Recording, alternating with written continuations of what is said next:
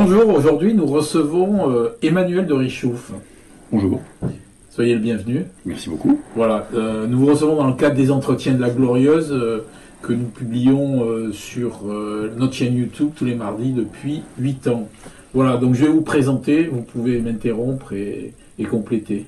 Très bien. Vous avez 76 ans, vous êtes général 3 étoiles, vous avez fait vous avez été à la Légion à Nîmes, 36 ans militaire, 9 opérations extérieures, 3 bouquins sur l'uniforme, 3 ans de purgatoire. 6 ans. 6 ans de purgatoire. Ouais.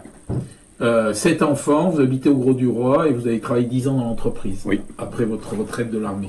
Vous êtes auteur de La France sécessionniste et on vous surnomme le général des banlieues. Exact, oui. Votre idée, c'est donner la chance aux jeunes des quartiers d'aller vers l'entreprise et la citoyenneté. Vous avez mis au travail 2000 jeunes. Voilà, vous êtes habitué de passer sur toutes les télés, les réseaux, chez Ferrari, partout. On voit partout chez Beurre FM aussi, éclectique. Oui, mais je crois que c'est important. Je crois que c'est important de faire, comment dirais-je, de développer ses idées, d'essayer de faire adhérer le plus grand nombre autour d'un projet qui est compliqué, mais qui est nécessaire pour la France, quoi. Pour vous présenter, j'ai oublié quelque chose? Non, j'ai commencé. Pour les militaristes éventuels qui nous suivent, j'ai participé à l'opération Bonite, qui était l'opération sur Colvézi en 78, où j'ai sauté comme avec le deuxième rep. Ouais, avec le deuxième rep. Oui, vous étiez combien à avoir sauté? 800, je crois. Donc je me souviens. Et vous avez fait quoi à Colvézi? Ben, on a libéré les otages.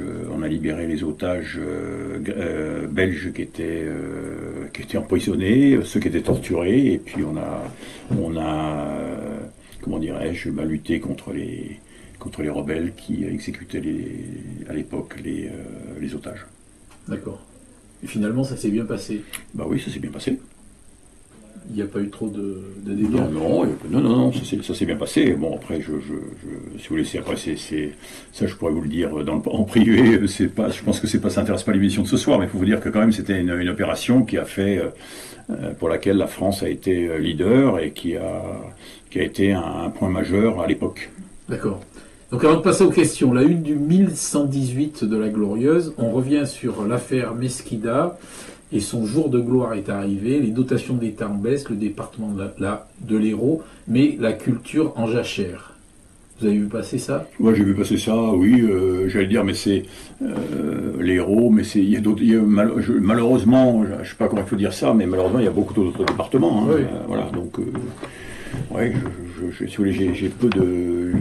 Après, j'ai peu de, comment dirais-je, d'idées sur ce qu'il faudrait faire réellement pour gagner de l'argent, quoi, pour ne pas, voilà, pour économiser, je sais pas. Alors, on revient aussi sur un papier là, sur la défaillance des entreprises. Alors, grosse défaillance dans l'écusson de Montpellier et sur la métropole, c'est surtout la construction qui déroule.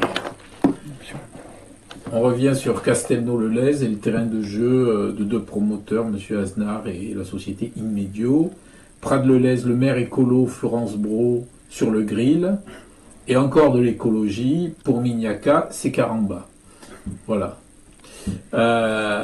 Mon général, la semaine dernière, nous recevions une avocate là, qui a suivi le procès Samuel Paty et Charlie Hebdo. Pour le militaire que vous êtes, égorger un prêtre, des enseignants, des journalistes, des dessinateurs, est-ce que cela veut dire que nous sommes en guerre? Oui, tout à fait. Si vous voulez, j'ai eu c'est quelque chose, vous parlez de ces événements qui ont marqué la France, hein, quand même, qui ont marqué la France par leur violence, par leur incongruité, j'allais dire, dans cette violence, avec une décapitation d'un professeur, quand même, ce n'est pas rien. Vous avez oublié le meurtre également du colonel de gendarmerie, le prêtre qui a été assassiné. Si vous voulez, pour moi, c'était un moment fort dans ma vie d'officier, de civil, j'allais dire, parce que je trouvais que là, on a eu un basculement, on a vécu un basculement de la violence. Hein, c'était 5-6 ans. Et je crois que ce basculement de la violence a marqué un signal fort pour la suite, puisqu'aujourd'hui nous sommes dans une violence permanente, permanente tous les jours que Dieu fait.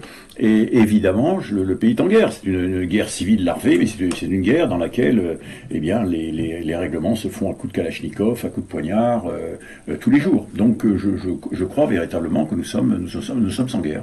Alors, votre livre, donc, c'est La France sécessionniste. Que fait? Voilà, je le montre à l'écran. Vous parlez dans le livre d'une guerre à bas bruit. Quelle différence y a-t-il entre une guerre et une guerre à bas bruit? Une guerre à bas bruit, c'est-à-dire qu'on s'y accoutume. Je veux dire, toutes les violences que vous avez aujourd'hui, je prends l'exemple, quand un jeune Français est tué dans les rues, quelle qu'elle soit, à coups de poignard, c'est un Français qui tue un autre Français.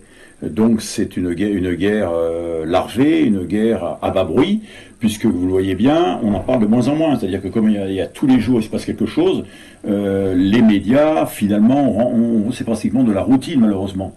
Donc c'est à bas bruit, on s'en accoutume. Je vais dire, qu'est-ce qu'on fait? On dit ah là là, on va porter plainte, on met des fleurs, on fait une marche blanche, on fait une minute de silence à l'Assemblée nationale. Mais en fait, c'est une violence extraordinaire. Pour un pays civilisé comme le nôtre, on peut se demander un petit peu qu'est-ce qui se passe. Et je crois que là, véritablement, c'est à bas bruit parce que pour l'instant, je dis bien, vous n'avez pas les règlements de compte à coups de kalachnikov ou un règlement de compte que, j'allais dire, tous les jours, à toute heure du jour et de la nuit. Mais il y en a quand même pas mal. Alors revenons à la Légion, là, ce corps d'élite militaire. Aujourd'hui, que représente le capitaine d'Anjou, né à Chalabre dans l'Aude, et mort à Cameron, que célèbrent les légionnaires? C'est Cameron pour nous, le capitaine d'Anjou, c'est vraiment le sacrifice ultime, d'une phalange de militaires qui donnent leur parole pour aller jusqu'à la mort si besoin est. Et pour les légionnaires, c'est quelque chose d'important, hein, c'est quelque chose d'essentiel d'ailleurs pour la vie de la Légion. D'accord. Beaucoup de vos frères d'armes d'élite sont morts au Mali. On s'est fait dégager du pays là, dernièrement. Est-ce que ces morts avaient un sens?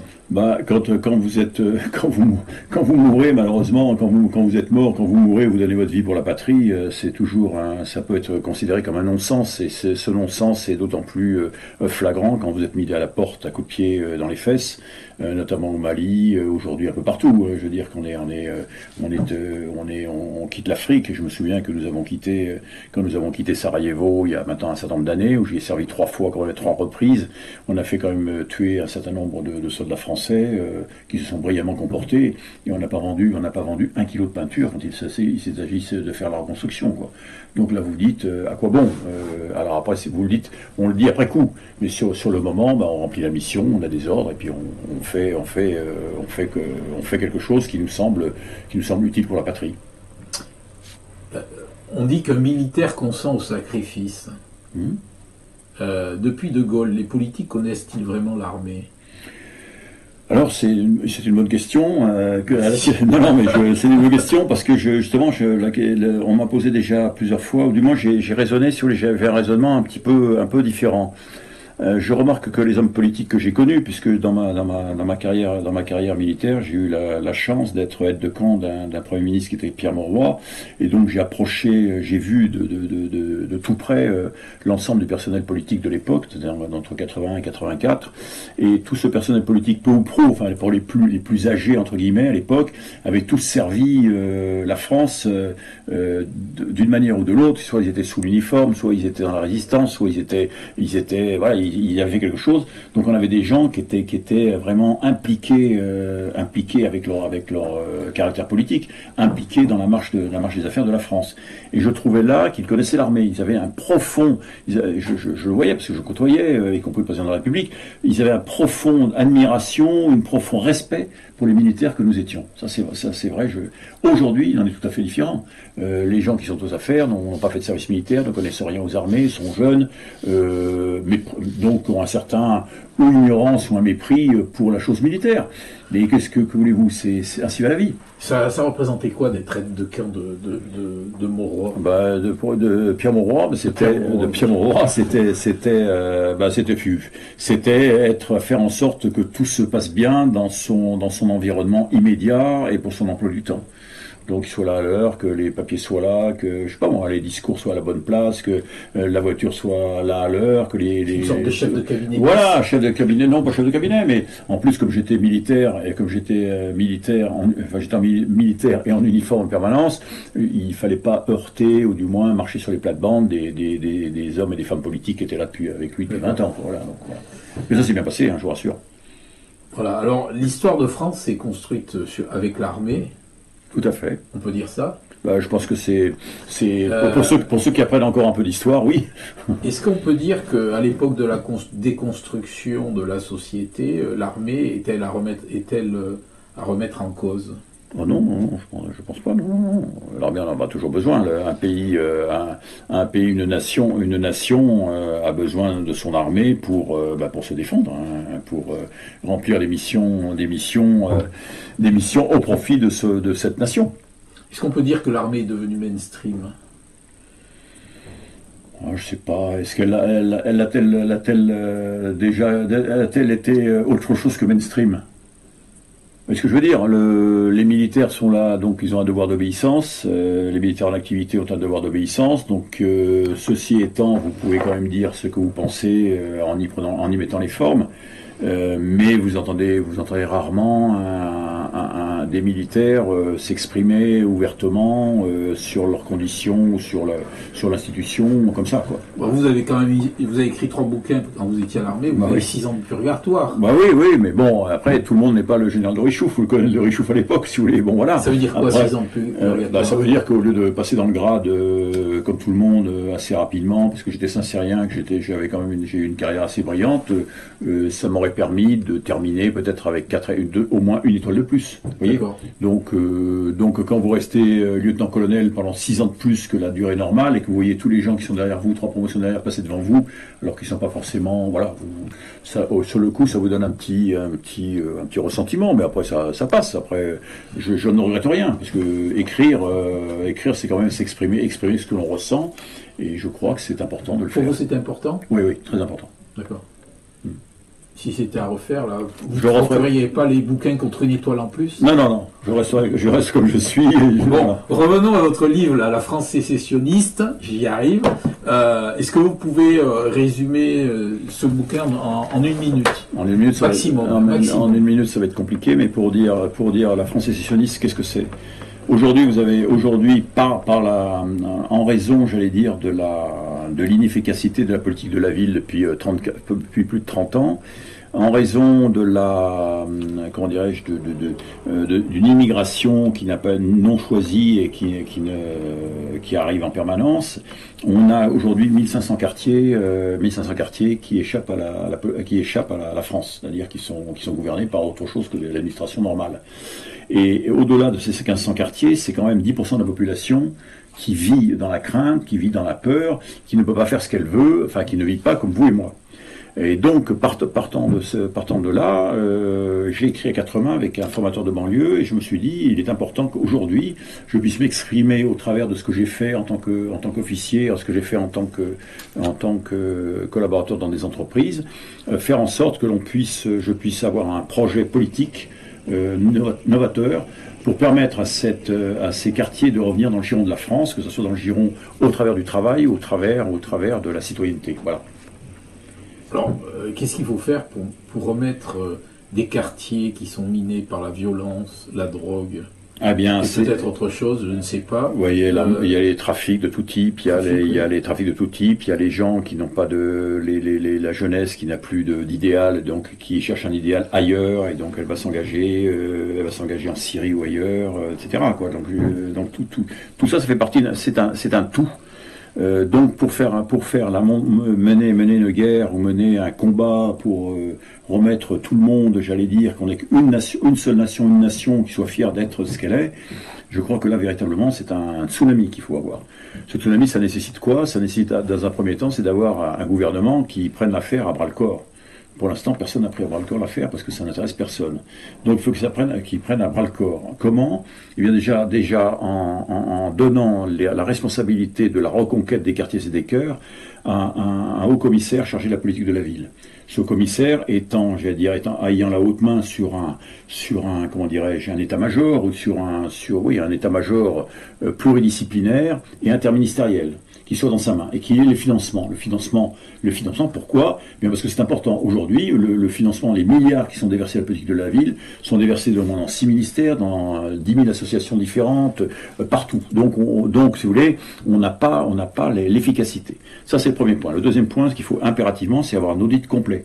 Un audit complet de où passe l'argent. Qu'est-ce qu'on fait avec cet argent et pour quel résultat? Et donc là, vous allez avoir, l'audit, je pense que c'est vers toutes les associations. Et là, on va se rendre compte que il y a des associations qui touchent de l'argent uniquement pour la paix sociale, mais il n'y a pas de paix sociale puisque vous voyez tout ce qui se passe. Donc voilà. Et puis après, il faut lancer un certain nombre d'opérations qui sont à la fois une opération, j'allais dire, de sécurisation sur les quartiers, et avec cette sécurisation qui sera faite par les armées, parce que la police ne tient plus le terrain. Donc il faut que ce soit les armées qui coiffent le terrain avec véritablement ça, on sait faire la sécurisation.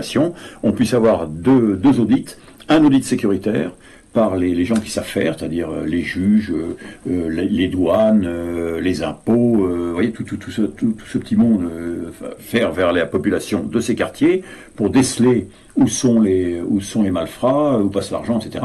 Et parallèlement à ça, qu'on ait un audit véritablement social, on a un nouveau contrat social vers la population que je viens d'évoquer. Pourquoi? Parce que cette population va avoir un manque de financement. À partir du moment où vous allez couper les financements de la drogue et du trafic, ils auront un manque de... Donc ces gens-là, il faut les mettre au travail. Aujourd'hui, vous avez des gens ne travaillent plus dans les banlieues.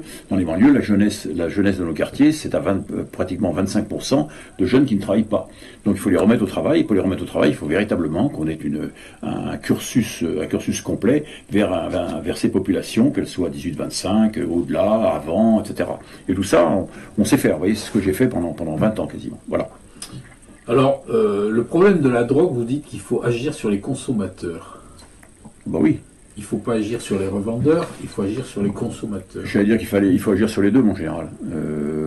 Mais vous pouvez pas, si vous agissez que sur... Alors, dans l'écriture de ce livre, il y avait mon formateur de banlieue avec qui j'ai écrit, il m'a dit, tu vois Emmanuel, aujourd'hui la police fait des coups, ils ne tiennent pas le terrain, donc ils font des coups aller-retour pour taper sur les vendeurs, taper sur les revendeurs. En fait, ils gaulent qui? Ils vont gauler des jeunes de 18-25 qui sont là et qui finalement vendent du hash ou vendent un peu de cocaïne, mais c'est minimum. Par contre, il me dit, les gens qui achètent, on les arrête jamais. Et les gens qui achètent, ils sont où? Ils sont là-haut, me dit-il. Donc, il n'a pas tort. Donc voilà. Alors il dit, finalement, c'est une injustice. C'est-à-dire que on a un ressentiment, à l'égard de la justice en disant c'est toujours les mêmes qui sont punis, et les grands acheteurs, ben, ils passent à travers des mailles, quoi. Voilà. Donc je pense qu'il faut taper effectivement sur les deux et ne pas oublier les gens. Ben, il y en a même qui trafiquent à l'Assemblée nationale, d'après ce que j'ai cru comprendre. Mais bon, voilà. Alors à Montpellier, il y a un quartier Gambetta, là, qui est pas très loin du centre-ville, où il y a pas mal de trafic. Bon, ça dure depuis à peu près 5-10 ans, ce trafic. On envoie la police, il y a des grosses opérations de communication. Oui, voilà. Ça dure une semaine ou deux, et puis ensuite, ça revient. Bah oui, c'est normal. C'est normal parce qu'on ne tient pas le terrain. Pas le terrain. La police, vous dites, elle fait une semaine ou deux. Et quand elle fait une semaine, c'est déjà pas mal. Rappelez-vous, je me souviens très bien que le ministre de l'Intérieur précédent, M. Darmanin, avait sorti la CRS 38 ou je sais pas quoi, là, qui avait été à Nîmes. Je me souviens, ils avaient envoyé à Nîmes pour faire les quartiers. Au bout de 2 jours, on en a déjà déplacé une moitié qui est partie à Nantes. Et puis l'autre moitié qui était restée à Nîmes, elle est restée 2 jours, après elle est partie à Marseille ou je sais pas quoi. Donc vous tenez pas le terrain. C'est ce que je dis. Il faut avoir on y viendra, parce que il faut mettre une compagnie, 150 hommes, coiffés sur une partie du du quartier. Par exemple, à Pisevin, qui est un énorme quartier à Nîmes que vous connaissez bien, il faut mettre combien d'hommes 150 hommes, des 150 hommes qui restent là une semaine, donc qui restent là 1 mois, 2 mois, 3 mois, le temps qu'il faudra. Qui permettra à relancer finalement la vraie vie. C'est-à-dire que vous allez commencer, une fois que vous allez faire les deux audits que j'ai fait, après il faut préparer toute l'affaire avec les cursus pour entrer dans la vie professionnelle, mais il y a toute la vie sociale, il faut faire revenir les médecins, il faut que les salles de sport soient ouvertes, que les écoles fonctionnent, que les épiceries, etc. Donc ça demande du temps. Donc c'est 12 à 15 mois, 12 à 15 mois. Vous pensez qu'en 15 mois vous pouvez faire revenir les commerces? Ah oui. Et en 15 mois, vous pouvez mettre les gens au travail? Ah oui. Je l'ai fait en 6 mois, moi. En 15 mois, on le fait. Hein. Vous l'avez fait en 6 mois sur quel secteur? À Paris, dans le Nord-Pas-de-Calais, à Lyon, à Béziers, voilà. D'accord. Ah ouais. À Béziers, pendant le cas de Béziers, vous l'avez fait sur quel secteur? Maintenant, je me souviens plus, c'était à Béziers même, c'était il y a 10 ans. Hein. À Béziers même, j'ai fait avec le cursus de 6 mois, avec permis sport-emploi. Donc, mais, si vous voulez, je veux dire par là, l'affaire est simple. L'affaire est simple. Je m'entends. Il faut qu'il il faut, à partir du moment où vous avez une volonté de faire, de confier à ceux qui savent faire l'opération. Et celui qui doit faire, il faut qu'il ait, comme on dit dans nos armées, un chef, une mission, des moyens. Voilà. Parce que ça fait 20 ans là qu'on nous fait des politiques de ville. Mais ça continuera. On met des milliards, on casse des barres d'immeubles, on repeint. Moi, je passe souvent à la Mosson. Voilà. Alors la Mosson est un quartier plutôt tranquille.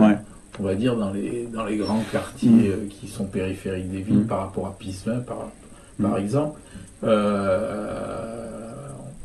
On a l'impression que rien n'est fait en profondeur. Alors on installe des entreprises, on installe des sièges sociaux, on fait venir des acteurs de la culture, on met dans les parcs des coucous, des choses comme ça. Il n'y a pas d'unité. Vous voyez ce que je veux dire? Vous n'avez pas d'unité. C'est un projet politique. Avec qu'est-ce qu'on veut faire? Est-ce qu'on véritablement on veut ramener dans le giron de la France toutes ces personnes qui s'y sont éloignées ou qui sont perdues pour l'instant? Si oui, voilà ce qu'il faut faire. Voilà ce qu'il faut faire et je le propose. Voilà. Alors après, voilà.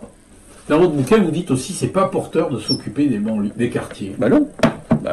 Qui s'en occupe si ce n'est avant les élections? Donc c'est pas porteur parce que c'est un projet qui va prendre 10 ou 15 ans. Donc il faut que pendant 10 ou 15 que l'homme politique qui va prendre l'affaire en main dise pendant 10 ans, je vais consacrer une partie de mon gouvernement va être consacrée à mettre cette affaire à prendre cette affaire à bras le corps. Voilà. Alors, il faut mieux s'occuper de, je sais pas quoi, il faut mieux s'occuper de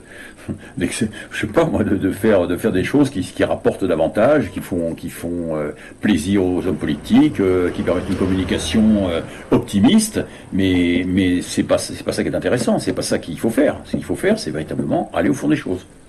Alors, revenons à la Légion. La Légion, donc, c'est un corps qui regroupe des gens qui viennent du monde entier. Du monde entier. Presque plus de Français. 150 nationalités. Avant, il y avait beaucoup de Français, mais maintenant, il n'y en a presque plus.